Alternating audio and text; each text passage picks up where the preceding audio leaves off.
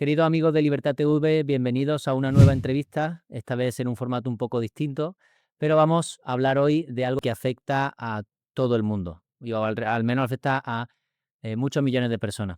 Y es que el Papa León XIV recientemente publicó su primera encíclica. Una encíclica es un documento que emite el Papa que tiene relativa categoría, ¿no? Y que exhorta pues, un poco a todos los católicos, que son millones o miles de millones en el mundo, a afrontar de determinada forma una nueva dinámica social. En este caso, ha hablado de la inteligencia artificial y todos los retos que ella compone. Pero claro, todas las encíclicas que tienen que ver con lo social, con lo político y con lo económico, al final acaban haciendo uso de determinadas intuiciones o argumentos económicos que nosotros, como economistas, podemos analizar. Y eso es lo que vamos a hacer a día de hoy. Hemos traído a Miguel González, que es ingeniero, pero además de ingeniero experto en Large Language Models, o sea, en inteligencia artificial, además de eso es máster en economía y por tanto también es economista. Y nos va a permitir poder analizar desde el punto de vista económico y también desde el punto de vista técnico esto que ahora mismo está diciendo el Papa León, para desgranar pues todo aquello que pueda haber interesante y todo aquello que pueda estar también equivocado. Miguel, muchísimas gracias por estar con nosotros. Muchas gracias por la invitación, Detente. Muy bien, pues empecemos con esto. Digamos, para aquel que no se ha leído Magníficas Humanitas y que igual probablemente no se lo lea, estamos hablando de un documento de ¿cuántas páginas? Son unas 130 páginas. Claro, habrá mucha gente que diga que no, que igualmente, que por mucho que lo diga, o le preguntará a ChatGPT que qué es lo que dice Magníficas Humanitas. Pero digamos así primero, un resumen breve de cuál es la estructura de la encíclica. Sí, a nivel formal, la encíclica se divide en cuatro partes. Una pequeña introducción, luego un resumen de la doctrina social de la Iglesia y de las diferentes encíclicas y documentos del Vaticano que han tocado este tema. Después se mete a analizar diferentes cuestiones, no únicamente relativas a la inteligencia artificial, sino también a otras cuestiones digitales y su impacto en diferentes cuestiones a nivel económico y social, y después otro tipo de cuestiones y finalmente presenta una conclusión. Esa es la estructura formal de la encíclica. Muy bien. Y hablando primero de la doctrina social de la Iglesia, que yo he podido leer previamente a otras como Rerum Novarum, que fue la primera, ¿no? Y que él cita mucho, León XIV, en su encíclica, y habla él algunas que otras veces citando a otros papas previos como San Juan Pablo II o Francisco, que, que la Iglesia, primero, en teoría, no propone o no busca proponer un modelo económico político concreto, y al mismo tiempo que está abierta a las ciencias naturales y a las ciencias sociales y humanidades para que las nutran de conocimiento sobre las nuevas realidades. Una de las cosas que dice es que la doctrina social tiene que ser dinámica, ¿no? En el sentido de que analice problemas nuevos, pero también esté abierta a conocimiento nuevo que pueda ir entrando. En ese sentido, una de las cosas que buscamos en esta entrevista es esa, que desde la técnica y desde las ciencias sociales también podamos aportar conocimiento a esta nueva discusión que se está dando dentro del seno de la Iglesia. Muy bien, por parte del Papa. En ese sentido, una primera valoración que tú pudieras hacer del Magnificas Humanitas. Sí, bueno, yo creo que es una verdad ciertamente velada, en el sentido de que no es cierto que la Iglesia no proponga un cierto modelo de doctrina social leyendo esta encíclica, precisamente porque, como veremos más tarde, efectivamente sí que se proponen cuestiones concretas con medidas muy concretas de políticas públicas. Y por otro lado, sí que es cierto que tiene algunas luces en relación, bueno, pues a, por ejemplo, el problema de los sesgos en la inteligencia artificial o en otras ciertas cuestiones más económicas que sí que me parece bastante aceptada. Por tanto, no me parece adecuado decir que efectivamente la, la Iglesia no toma un modelo concreto cuando en la propia encíclica sí que se proponen políticas públicas muy, muy concretas. Claro, una especie de inconsistencia o incoherencia, ¿no? Exacto. Y primero, me imagino que el Papa empezará hablando de la IA, ¿no? O describirá, explicará brevemente qué es la inteligencia artificial, igual no se mete en demasiados detalles, pero ¿crees que la caracterización que hace el Papa sobre la inteligencia artificial y sus potenciales consecuencias técnicas, por así decirla, es acertada o no? Pues yo diría que sí. Es decir, la percepción que se expone en la encíclica y las diferentes características técnicas que se describen, yo diría que sí que son acertadas. Seguramente pues haya pasado un proceso de revisión bastante amplio. Y a nivel técnico diría que es bastante correcto. Ahora bien, lo que yo no diría es que esta encíclica es una encíclica sobre inteligencia artificial, porque no lo es. Es una encíclica sobre cuestiones digitales y una revisión histórica sobre la doctrina social de la Iglesia y el impacto de este tipo de cuestiones digitales, no puramente de inteligencia artificial, sobre políticas públicas, análisis económico, etcétera. O sea que más que como se ha vendido, como lo hemos visto en todos los sitios, una encíclica sobre IA, sobre tecnología, es más bien una encíclica sobre las consecuencias económico-político-sociales de una tecnología. Exacto. Y como de primera se explica, pero luego vamos directo a eso. ¿Y qué consecuencias qué cosas te han llamado la atención o te han chirriado del análisis, digamos, más bien económico-social que hace el Papa sobre las consecuencias o lo que implica la IA? Bueno, yo creo que eso es precisamente otra de las verdades veladas que se exponen en el documento, a saber, se dice que la Iglesia tiene mucho que aprender de las ciencias sociales y luego la exposición que se hace en la propia encíclica no aplica rigurosamente las enseñanzas de las ciencias sociales, tales como la economía. Entonces vamos a ver que se exponen ciertas verdades o ciertos preceptos como económicos, que luego el análisis económico pues chirrían bastante. Y luego, por otro lado, se exponen otro tipo de políticas sociales que, bueno, pues no necesariamente toda la ciencia económica daría por buenas. O sea, ¿cuál es el análisis económico que hace el Papa o que hace la encíclica de la inteligencia artificial? ¿Qué repercusiones va a tener? ¿Por qué está surgiendo? ¿Qué problemática hay? ¿Por qué no? ¿Por qué le preocupa? Sí, bueno, lo que es cuestión fundamental aquí es el impacto en la manera en la cual concebimos el trabajo, fundamentalmente, a través de la inteligencia artificial. Pero insisto, esto no es una característica propia de la inteligencia artificial, sino de un marco de trabajo mucho más general. Es decir, estamos viendo cómo a nivel global estamos derivando a un modelo donde estamos invirtiendo cada vez más en bienes de capital y está donde la inteligencia artificial pues, es uno de ellos, pero también en redes de comunicaciones, en detección automática. Hay muchísimas vertientes dentro del mundo digital donde hay inversión en bienes de capital y no solamente en el ámbito digital, donde vemos que los modelos de trabajo cambian. Entonces, por eso digo que me parece ciertamente clickbait que la encíclica se titule como inteligencia artificial, porque no lo es. ¿Y a qué se refiere el Papa, sobre todo la analogía esta que usa desde el principio con la Torre de Babel? Sí, creo que es una metáfora o una analogía ciertamente acertada para el punto que él quiere hacer. Entonces, ahí sí que he de darle parte de razón, porque él lo que propone es una contraposición. Entonces, propone 2 modelos, un modelo en el cual, se acercaría a la historia de la Torre de Babel, en el cual, bueno, pues uno persiguiendo el lucro individual y solamente el progreso por el mismo progreso, llega a resultados no deseables, y por contraposición lo que presenta es, tras la destrucción de la ciudad de Jerusalén, Nehemías inicia la reconstrucción de las murallas y demás, y en ese modelo de reconstrucción no es un modelo de progreso por el progreso mismo, sino la reconstrucción a través de la colaboración y de lo que luego posteriormente desarrolla en la encíclica, que es el principio de subsidiariedad. Lo cual económicamente me parece también bastante interesante, porque él hace un análisis un tanto velado de este principio.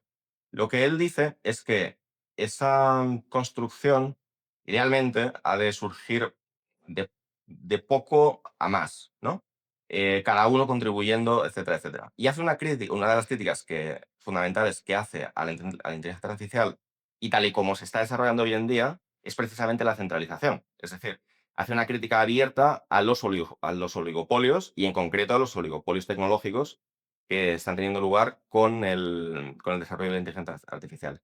Por tanto, me parece ciertamente contrapuesto y no tan económicamente fundado, porque precisamente estamos viendo una inversión tan notable en bienes de capital y un desarrollo tecnológico, en este caso de la inteligencia artificial, pero también en otros ámbitos, eh, tan avanzado, precisamente porque nos estamos beneficiando de economías de escala, que es algo que creo que León XIV está ignorando.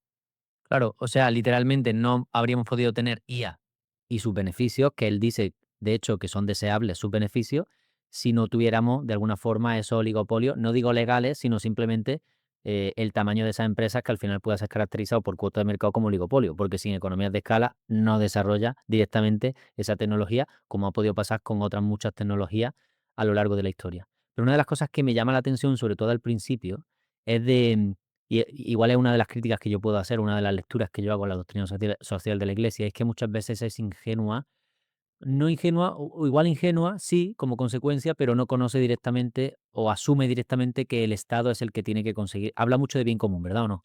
Y luego habla de los principios típicos de solidaridad, subsidiariedad y demás. Pero asume que el bien común solo será conseguido mediante la comunidad, bueno, asocia directamente comunidad política a Estado, que ese es otro punto, pero directamente asume que el Estado no. Hace poco leímos en clase un artículo muy bueno de Michael Munger que se llama Unicorn Governance, ¿no? Donde habla de que cada vez que planteemos que el Estado debe hacer algo, pensemos que pongámosle nombre y apellido al Estado, que un grupo de políticos del Estado de no sé qué lleve una política de no sé cuánto, ¿no? Porque si no, lo que estamos inventando es que el Estado es una especie de unicornio, que es ideal, que es fantástico y que lo puede todo. Y sin embargo, parece que esta especie de falacia del unicornio está presente constantemente en esta encíclica del Papa, ¿no? Sí, sí, totalmente.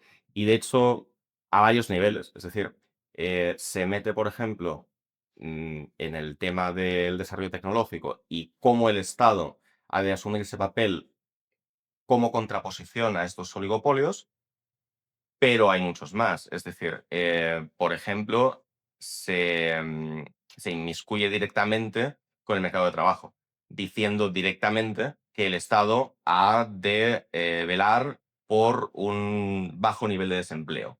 Entonces, estoy totalmente contigo. ¿Quién es el Estado en este caso? ¿Y qué medidas concretas ha de tomar? Y precisamente este es uno de los ejemplos que me parecen más notables de, mira, la Iglesia no va a tomar o no toma directamente partido en política social y aquí está nombrando una política social muy clara. Claro.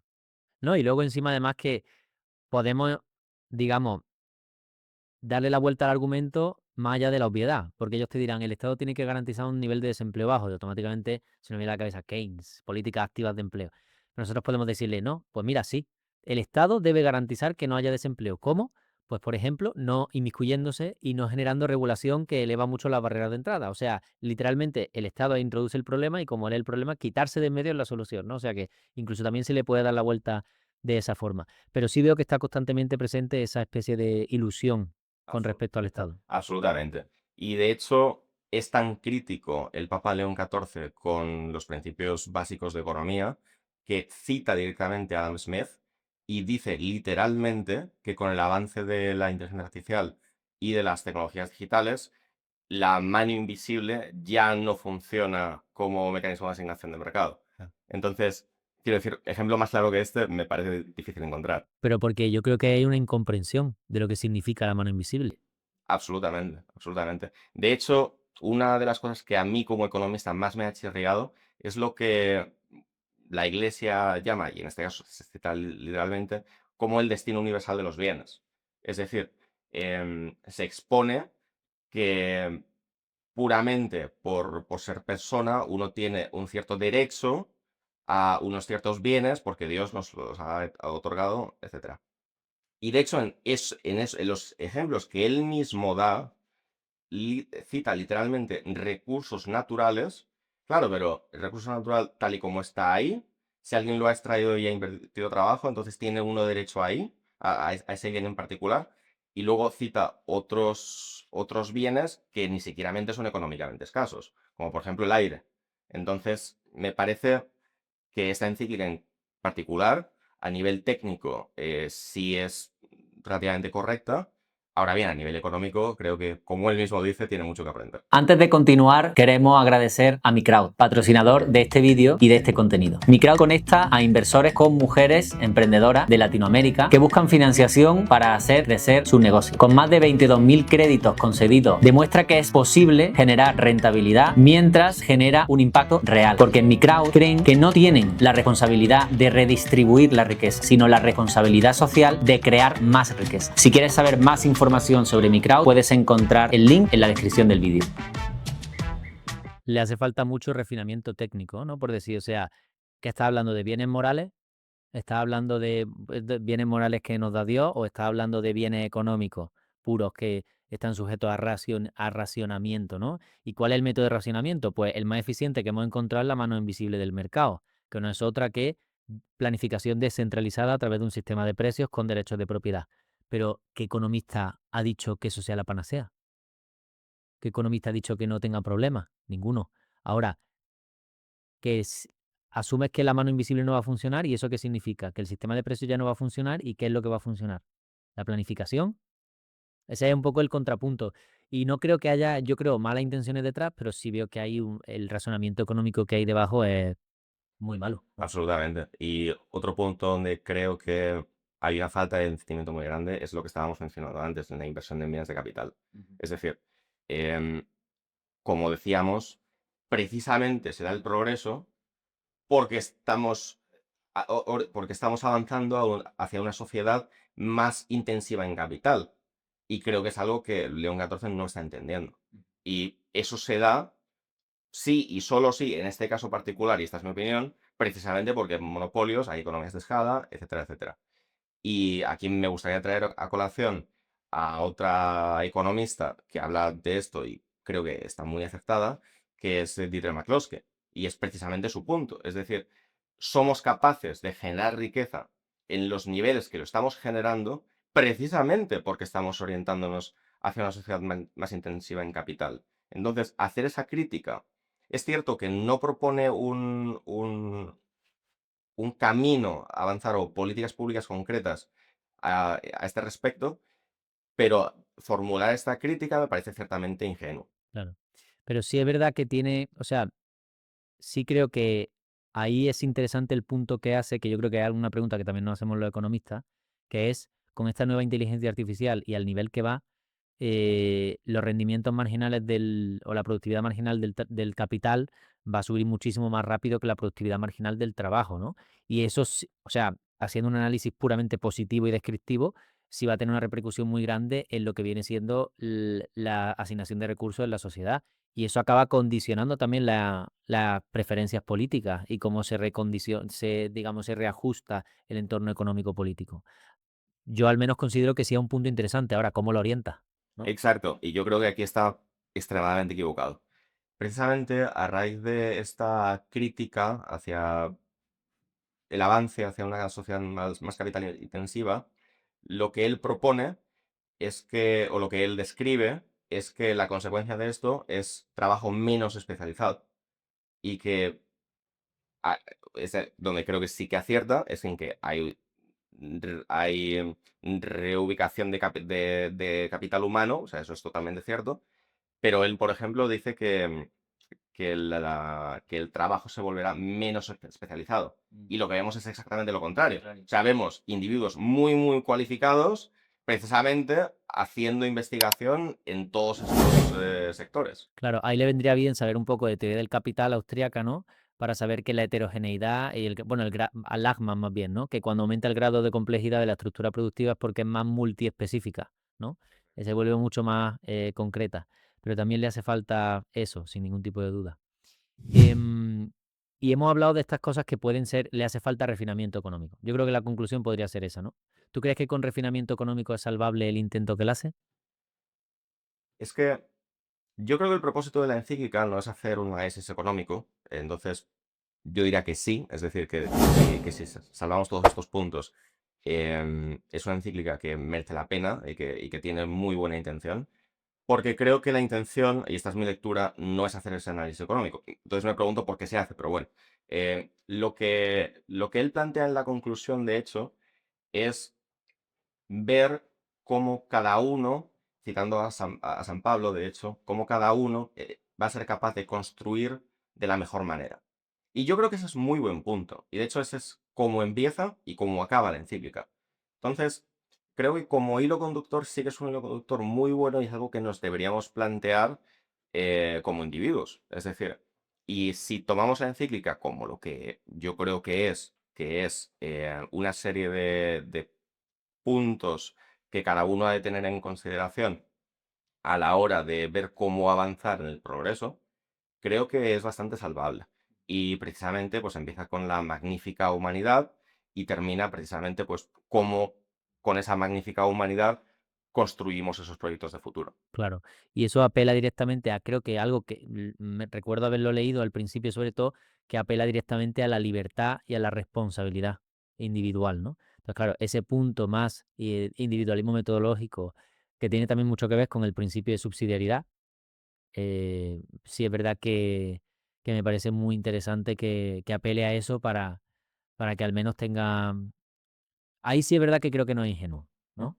Sí, totalmente de acuerdo. Ahí es verdad que no es ingenuo y dice, oye, mira, igual en políticas públicas proponemos que el Estado se encargue de, pero luego en general, de forma más abierta, es algo que apela a todo y cada uno de nosotros, que tenemos que responder con esa libertad y con esa responsabilidad. Pero igualmente, y en el resto del análisis, en el camino, pues creo que ha cometido esa incongruencia que a veces yo creo que un Estado tan grande que tenemos, no sé cómo suelen casar eso habitualmente con el principio de subsidiariedad, que literalmente el Estado moderno ha terminado de cargarse toda la subsidiariedad que podía existir con eh, el tejido social que había a finales del siglo XIX o principios del siglo XX y cosas del estilo. Y otras cosas y otras cuestiones relacionadas de la encíclica que vayan más allá de lo técnico-económico, relacionado con la política, la guerra, la paz, me imagino. Habrá alguna que otra cosa, como la inteligencia artificial reduce mucho los costes para poder emplear la guerra, la violencia. Eh, ¿Cuál es tu opinión al respecto? Sí, efectivamente. De hecho, antes de las conclusiones, él presenta un análisis, desde un punto de vista interesante, sobre el impacto de la inteligencia artificial en el ambiente, en el ámbito bélico, efectivamente. Y lo que plantea es que cuando uno, digamos que relega decisiones bélicas a un carácter automático a través de la inteligencia artificial, perdemos precisamente el propósito de la guerra como fin último. Y creo que en este sentido tiene bastante razón, pero precisamente porque va orientado hacia el principio de subsidiariedad. Es decir, cuando aplicamos este tipo de técnicas por cuerpos tan grandes como el Estado en problemas tan fundamentales como la guerra, hay una serie de peligros. Y creo que León XIV tiene mucha razón en el análisis técnico y de consecuencias de la inteligencia artificial, por ejemplo, con la guerra. Y también creo que tiene bastante razón en señalar algunas problemáticas que tiene la IA en ámbitos similares de centralización. Por ejemplo, en la concesión de créditos a través de la banca comercial.